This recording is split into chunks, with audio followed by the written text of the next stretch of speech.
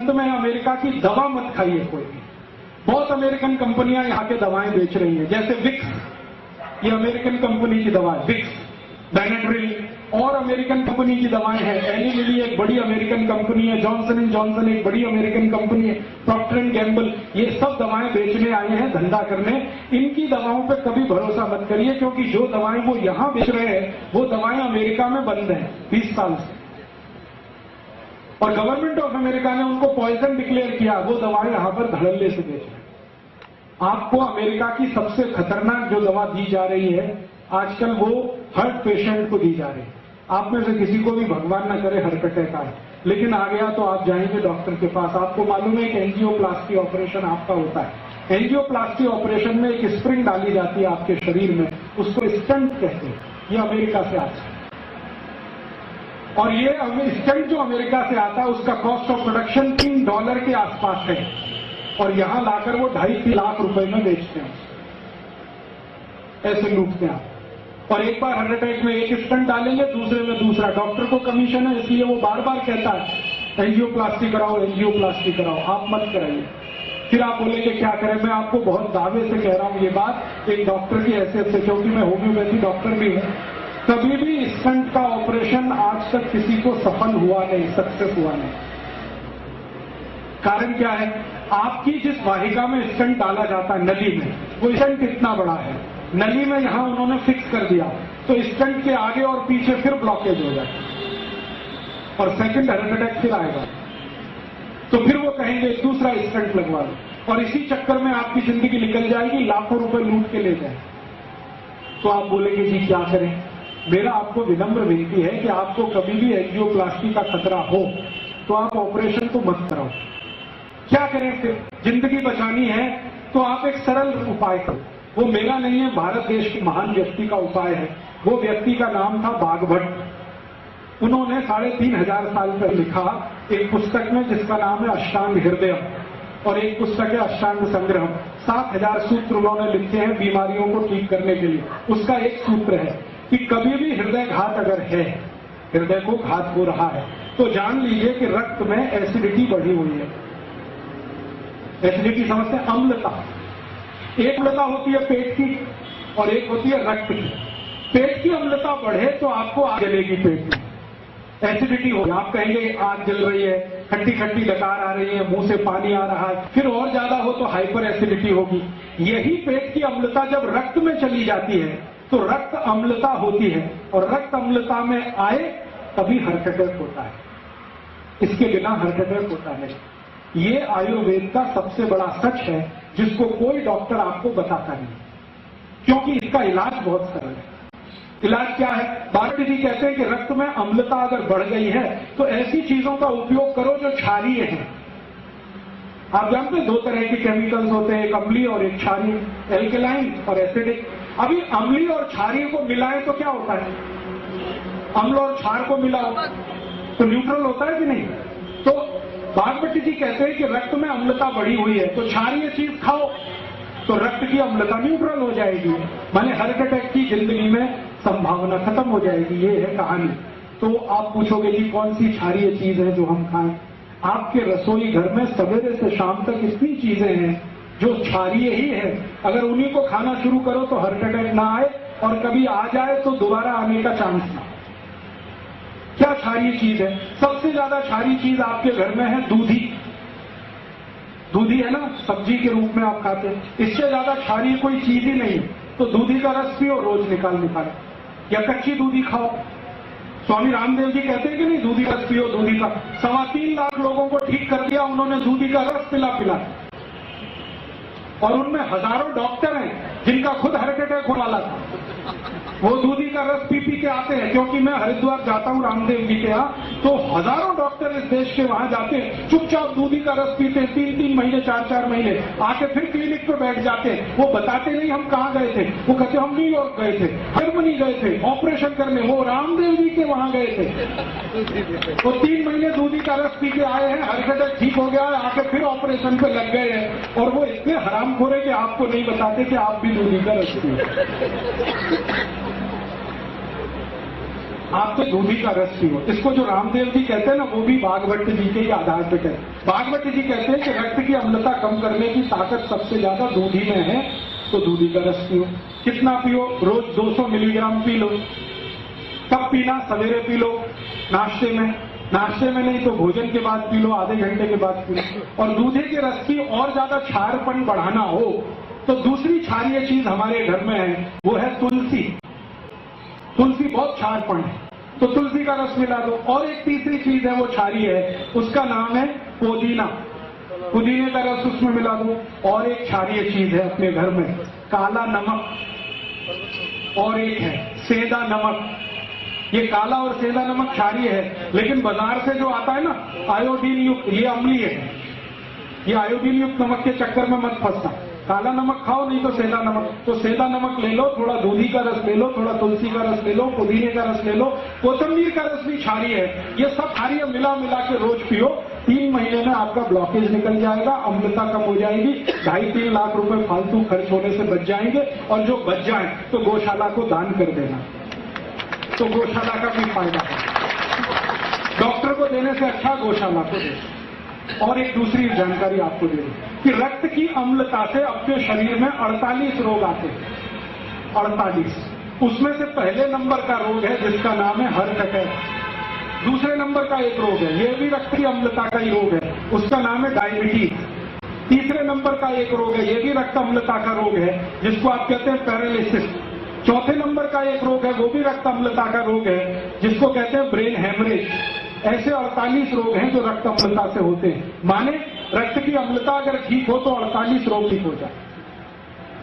और ये अम्लता ठीक करने के लिए दूधी आपके पास है, कोथंबीर आपके पास है, पुदीना आपके पास है, काला नमक आपके पास है, सेंधा नमक आपके पास है। और बता दूं, आप में से कोई जैन है, ये उनके लिए नहीं है, अजैन लोगों के लिए बता दूं, गाजर बहुत क्षारीय है। गाजर, भरपेट गाजर खाओ, जब तक मिले खाओ, कद्दूकस में घिस घिस के खाओ, रक्त की अम्लता सबसे कम करती। मूली रक्त की अम्लता कम करती है। गाजर है, मूली है, चुकरकंद, बीट्स जिसको आप कहते हैं, ये बहुत रक्त की अम्लता को कम करता है। जमीन के नीचे जो कुछ भी होता है, शेंगदाना, मूंगफली, ये रक्त की अम्लता को कम करती है। गुड़ रक्त की अम्लता को कम करता है। तो जितनी चीजें रक्त अम्लता को कम करती हैं वो घर में हैं। इनको आप खाते रहोगे तो 48 बीमारियों से बचे रहोगे, फालतू की दवा खाने की जरूरत नहीं। अब एक दूसरी जानकारी कि रक्त की अम्लता से जो 48 रोग होते हैं, ऐसे उल्टा भी है, रक्त क्षारीय हो जाए तो भी लगभग 25 से 30 रोग होते हैं। तो आप बोलेंगे अब इसके लिए क्या करें? अगर रक्त क्षारीय हो गया है तो अम्ल की चीजें ज्यादा खाओ, अम्लीय चीजें ज्यादा खाओ। अम्लीय चीजें क्या है आपके पास? संतरे का रस, मौसम्बी का रस, नींबू का रस, अनार का रस, ये सब अम्लीय चीजें हैं। इनको ज्यादा खाने लगो, क्षारपन ठीक हो जाएगा तो क्षारीयता की बीमारियां खत्म हो जाएगी। तो आप बोलेंगे और क्या करें? 2-3 बातें और कर लो तो अच्छा है, मैं करता हूं वो आप भी कर लो। बीमारी मत पड़ो, चक्कर ही नहीं है सारा। ये तो सब झंझट तब है जब आपकी अम्लता बढ़े या क्षारता बढ़े। आप बीमारी मत पड़ो, स्वस्थ रहो, तंदुरुस्त रहो, मस्त रहो। मैं जब आया था ना वापी, तब से आज तक कोई डॉक्टर के पास नहीं गया, 10 साल हो गए, और अगले 10 साल जाने की तैयारी नहीं है मुझे, जब तक कि कोई मुझे गोली से ना मारे और बम ब्लास्ट से ना मारे, तब तक तैयारी नहीं है। मेरी गलती से तो मैं बीमार होता नहीं, आप भी वो गलती मत करो। आप बोलोगे जी हम क्या गलती कर रहे हैं? छोटी छोटी कुछ गलतियां जो रोज हम करते हैं वो कर दो, बीमारी ही नहीं आए। मैंने वो बंद की है। जब से मैंने भागवत का अष्टांग हृदयम पढ़ा, तब से मेरी जिंदगी में मैंने कुछ नियम बनाए, वो आप भी बनाए। भागवत ने अष्टांग हृदयम में 10 नियम कहे हैं, जो कोई भी पालन करे तो जिंदगी में बीमार ना हो। मैं वो नियम पालन करता हूं, आप भी करें। बहुत सरल है, बहुत आसान है, कोई भी कर सकता। क्या नियम है? भागवत ने सबसे पहला नियम बताया, जिंदगी में कभी बीमार नहीं पड़ेंगे आप। वो ये कहते हैं खाना खाने के तुरंत बाद पानी मत पियो। उन्होंने संस्कृत में कहा भोजनांते विषमवारी, भोजन के अंत, भोजनांते माने भोजन अंते, विषमवारी, विष माने जहर। तो भोजन के अंत में पानी जहर जैसा है, ये है सूत्र। तो भोजन के अंत में पानी मत पियो। आप बोलेंगे जी कब तक ना पिए? 1.5 घंटे तक मत पियो, उसके बाद पी लो। तो आप कहेंगे बड़ी मुश्किल बात है, 1.5 घंटे कैसे रहे बिना पानी के? तो भागवत जी कहते हैं कि भोजन के तुरंत बाद कुछ पीना है तो छाछ पी लो। और कुछ पीना है तो दूध पी लो, और कुछ पीना है तो कोई फल का रस पी लो, जूस। पानी 1.5 घंटे बाद पियो। अब तो चल जाएगा। खाना खाते ही अगर प्यास लग रही है तो जूस पी लो, गिलास भर के, 2 गिलास भर के। जूस कौन सा पिए? जो सबसे सस्ता मिलता हो जिस सीजन में, सबसे सस्ता। सबसे सस्ते से मतलब है ज्यादा उत्पादों का तभी सबसे सस्ता होगा। आजकल जो सबसे सस्ता जूस है वो शेरडी का है, गन्ने का पियो। जब भी खाना खाओ गन्ने का रस पी लो, और थोड़े दिन के बाद संतरे का रस आ जाएगा, फिर द्राक्ष का आ जाएगा, अंगूर का आ जाएगा। तो जो रस मिलते हैं बाजार में या सीजन के फल हैं वो रस पियो खाने के तुरंत बाद, या तो छाछ पियो नहीं तो दूध पियो। रस पीने का तरीका है सवेरे पीना, छाछ पीने का है दोपहर पीना, दूध पीने का रात को पीना। खाने के तुरंत बाद दूध पीना है, छाछ पीना, रस पीना है। सुबह खाना खाया तो जूस पीना, दोपहर खाया तो छाछ, रात को तो दूध। अगर पानी पीना है तो 1.5 घंटे बाद ही पीना। क्यों? कारण उसका यह है कि आपने जो कुछ खाया वो पेट में गया, पेट में जाते ही इसमें आग जलती है खाने का पाचन होने के लिए। उसको कहते हैं जठर अग्नि। जठर एक स्थान है जहां पर भोजन जाता है, वहां अग्नि जलती है, जठर अग्नि। इस अग्नि को जलने में 1.5 घंटा लगता है। तो जब तक अग्नि जल रही है पानी मत पियो। अगर पी लिया तो अग्नि बुझ जाएगी, अग्नि बुझेगी तो खाना नहीं पचेगा, खाना नहीं पचेगा तो सड़ेगा, सड़ा हुआ खाना सारे रोग पैदा करेगा जिनके नाम मैंने थोड़ी देर पहले लिए। इसलिए भागवत कहते हैं खाने के बाद पानी मत पियो। कर सकते, आसान है। स्वस्थ रहने के लिए तो कुछ भी कर सकते हैं। तो ये आसान नियम है। दूसरा नियम है भागवत जी का, वो ये कहते हैं कि पानी जब भी पियो घूट घूट भर के पियो, थोड़ा थोड़ा सिप सिप करके पानी पियो। गट गट गट गट गट गट पानी मत पियो। एक सिप पिया, दूसरा सिप, तीसरा सिप। क्यों पीना भाई? कारण ये है कि मुंह में बनती है लार, स्लाइवा, ये होती है क्षारीय। पेट में बनता है अम्ल जिसको हाइड्रोक्लोरिक एसिड कहते हैं। तो मुंह की लार और पेट का अम्ल दोनों मिले तो हो जाएगा न्यूट्रल। ये क्षार है, ये अम्ल है। तो पेट हमेशा न्यूट्रल रहे तो बार बार लार अंदर जानी चाहिए। तो पानी अगर घूट घूट पिए तो ज्यादा लार अंदर जाएगी। इसलिए भागवत कहते हैं पानी हमेशा घूट घूट पिए। ये पक्षी है ना, सब ऐसे ही पानी पीते। चिड़िया देखो पानी पीती है, एक ड्रॉप उठाएगी पानी का, फिर ऐसे ऐसे करेगी, फिर पिएगी। भागवत की पक्की चेली है सारी चिड़िया, बिना किसी कॉलेज में जाए वो सीखती है। आप इतने बड़े होशियार लोग हैं, आपको ये नहीं मालूम? कुत्ता कैसे पानी पीता? चाट चाट के। भागवत का चेला है ये कुत्ता। हाँ, सारे जानवर पानी ऐसे ही पीते। गाय को देखो, पहले पानी को मुंह में भरेगी, फिर थोड़ी देर रोकेगी, फिर पिएगी ताकि लार अंदर जाए। तो जानवर कर सकते हैं तो आप भी कर सकते हैं। आप तो पढ़े लिखे हैं, होशियार। तो पानी घूट घूट पीना शुरू कर दो। दूसरा नियम। तीसरा नियम है ठंडा पानी कभी मत पियो। ठंडा पानी उन्होंने कैसे लिखा? ये नहीं लिखा ठंडा पानी मत पियो, उन्होंने लिखा है शरीर के तापमान से कम तापमान का पानी मत पियो, पानी ठंडा पानी मत पियो। अब ठंडा पानी से मतलब फ्रिज का पानी मत पियो, बर्फ डाला हुआ पानी मत पियो। क्यों नहीं पिए? मैंने इसका देखा एक्सपेरिमेंट करके कई मरीजों पर। जो लोग बहुत ठंडा पानी पीते हैं ना, उनकी लार्ज इंटेस्टाइन संकुचित हो जाती है। लार्ज इंटेस्टाइन और स्मॉल इंटेस्टाइन शरीर में जो है, तो ज्यादा ठंडा पानी पियो तो लार्ज इंटेस्टाइन वैसे ऐसी होती है, ठंडा पानी पीते ही ऐसे होती है। और दिन में 10 बार आपने पिया तो 10 बार ये ऐसे ऐसे होती है। फिर रोज पीते रहे तो ये परमानेंट ऐसे हो जाए। अब जब लार्ज इंटेस्टाइन संकुचित हो गई तो सवेरे आप जब संडास घर में जाएंगे तो पोट साफ होगा ही नहीं, क्योंकि ये संकुचित है। दुनिया में मैंने देखा है, जो लोग चिल्ड वाटर पीते हैं, अमेरिकन यूरोपियन लोग चिल्ड वाटर पीते हैं, पानी फ्रिज में रखेंगे, ऊपर से बर्फ डालेंगे, फिर पिएंगे।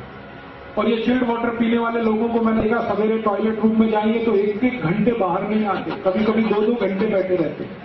पूछो भैया क्या कर रहे हो 2 घंटे टॉयलेट रूम में? कहते न्यूज़पेपर पढ़ रहे हैं। क्यों पढ़ रहे हैं? न्यूज़पेपर के लिए टॉयलेट रूम है? कहते उतरती नहीं संडास, क्या करें? बैठे हैं, इंतजार कर रहे हैं। तो कभी समस्या इतनी भयंकर होती है कि वो इंतजार में गाना गाने लगते हैं, मेरे सपनों की रानी कभी आएगी, वो आती नहीं है, करे क्या? और उससे भी बड़ी समस्या हो जाए ना तो दूसरा गाना गाते हैं, एक बार आजा आजा आजा, आती नहीं, कहे बड़ी समस्या है ये अमेरिकन और यूरोपियंस में। आप ये समस्या अपने शरीर में मत लाओ, माने कब्जियत मत होने दो, कॉन्स्टिपेशन मत होने दो, माने ठंडा पानी मत पियो। पानी फिर कैसा पिए? हल्का गर्म पानी पीते रहो। अगर जैन है तो बहुत अच्छा, अजैन है तो भी पानी पक्का हुआ माने गर्म किया हुआ पानी ही पियो। थोड़ा गुनगुना रहे तो बहुत ही अच्छा। और चौथा सूत्र है, सवेरे उठते ही सबसे पहले पानी पियो। चाय से पहले पानी पियो। कितना पिए? 3 गिलास पी लो, बिना प्यास के पी लो, थोड़ा थोड़ा घूट घूट भर के पी लो। क्यों? रात भर आप सोए, मुंह में जो लार बनी है ये बहुत कीमती है, ये अंदर जाए तो बहुत अच्छा। इसलिए सुबह उठते ही पानी पीने का नियम। 5वां नियम है, खाने को चबा चबा के खाओ। इतनी बार चबाओ जितने आपके दांत, 32 दांत है तो 32 बार चबाओ। कोई कहेगा जी दांत ही नहीं मेरे तो, अब क्या करें? तो मसूड़े हैं ना, वो दांत के जैसे ही हो जाते हैं। अगर दांत निकल गए तो मसूड़े दांत के जैसे हो जाते हैं। तो धीरे धीरे चबा के आप खा सकते हैं, ऐसी कोई तकलीफ। तो खाना धीरे धीरे चबा चबा के खाओ। 6वां नियम है, कभी भी खड़े होकर खाना मत खाओ। 2 पाए आदमी के लिए खड़े होकर खाना वर्जित है, 4 पाए के लिए ठीक है, माने जानवर खड़े होकर खाए तो ठीक है। बुफे सिस्टम बफेलो सिस्टम है। बुफे सिस्टम में खाना मत खाइए, खड़े खड़े मत खाइए। खाना प्लेट में लेके जमीन पे बैठ के खाइए। आप बोलेंगे जी शादी में गए हैं तो क्या, एक प्लेट में खाना लेके कहीं बैठ के खाइए, तो आपके लिए दूसरे लोग हंसेंगे, हंसने दीजिए, वो मूर्ख हैं इसलिए हंस रहे हैं। मूर्ख लोग बहुत बार हंसते। आप जमीन पर बैठ के खाने लगेंगे, वो भी आपकी नकल देख के करने लगे। तो आप बोलेंगे जी घर में तो डाइनिंग टेबल है, क्या करें, बेच दो इसको, और क्या करें? कचरा सब घर में थोड़ी रखा जाता है। आपने कबाड़ कहीं से लाया और घर में सजा लिया तो कबाड़ तो कबाड़ ही है ना, वो हीरा सोना पन्ना तो नहीं होने वाला। और डाइनिंग टेबल कितने इलाके में आपने रख के कितना एरिया घेर रखा, जरा सोचो। वापी में 1 स्क्वायर फीट कितने का है? 3000 का 4000? 4000 रुपए स्क्वायर फीट के एरिया को आपने डाइनिंग टेबल से घेर के रखा है, जो बिना किसी काम का। सोचो, दुनिया बुद्धि लगाओ ना, कुछ व्यापारी बुद्धि लगाओ। इतना एरिया कवर करके रखा, इससे अच्छा डाइनिंग टेबल ना रहे तो वो एरिया का कुछ तो उपयोग होगा, बैठने में ही काम आएगा। तो आप बोलेंगे अब तो खरीद लिया डाइनिंग टेबल, अब क्या कर सकते हैं? तो मेरी बात मानो, उसके पांव काट दो डाइनिंग टेबल से तो तुरंत नीचा हो जाएगा। उसको पटरे की तरह से इस्तेमाल करो, जमीन पे बैठ के उस पे थाली रख के खाओ। जो आप बोलो घुटने नहीं मुड़ते, बैठे कैसे? कुर्सी तो चाहिए। तो कुर्सी पर बैठकर अगर खाना खाना है तो मैं एक बीच का रास्ता बताता हूं। भागवत जी ने वो नहीं कहा, मैं कह रहा हूं कि आप कुर्सी पर ऐसे बैठो जैसे सुख आसन में बैठते, आलती पालती मार के कुर्सी पर बैठ जाओ, फिर खाना खाओ।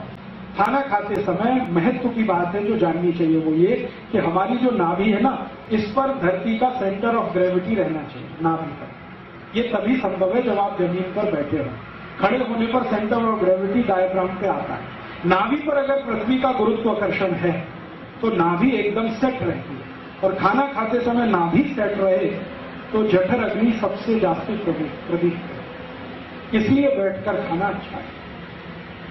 फिर 7वां नियम है। 7वां नियम है कि कभी भी आप खाना खाएं तो 2 चीजें एक साथ ऐसी मत खाना जो एक दूसरे के विरोधी है। जैसे दूध और दही कभी साथ में नहीं खाना, उड़द की दाल और दही कभी साथ में मत खाना। 2 टूटने वाली 2 दाल जिनको द्विदल कहते हैं उनको दही के साथ मत खाना। खाना ही हो तो दही को गर्म कर लेना फिर खाना।